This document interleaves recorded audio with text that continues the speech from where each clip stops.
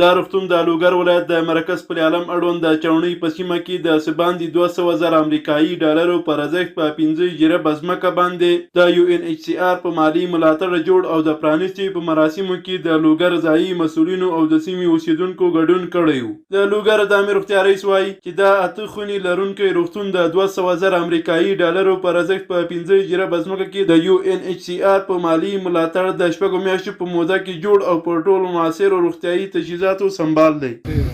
کلینیکی که فعلا ما شما اصلاح دادیم کلینیک BHC یعنی کلینیک اساسی است.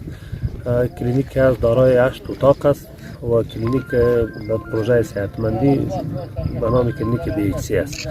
بی در حدود 5 جریب زمین آباد شده و این توسط مؤسسه چیز مالی یونسیار با همکاری مؤسسه اکرو توسط شرکت ساختمانی نسیم عظیمی.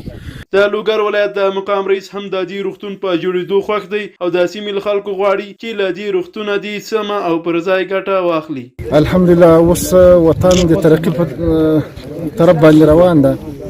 ډیر یو ښایسته کلینیک دلته دا تاسو ګورئ ډیر خلک راغلي دي دغه د شاوخوا کلو خلک راغلي سپین ږیري راغلي ځوانان راغلي دا ټول ډیر خوشاله دي او ډیر ښایسته کلینیک جوړ شوی ده. موږ دلته چې راغلو دې کلینیک ته چې راننوتلو دا روح هم خوشاله شو زړه هم خوشاله شو. دا ویلو ده چې د څه باندې 3 میلیونه افغانیو پر ارزښت د لوګر عامې روغتیا ریاست لپاره د احاطې دیوال جوړولو د بنسټ ډبره د عامې روغتیا وزارت مرستیال او ځایي مسؤلینو له لوري کېښودل شوه.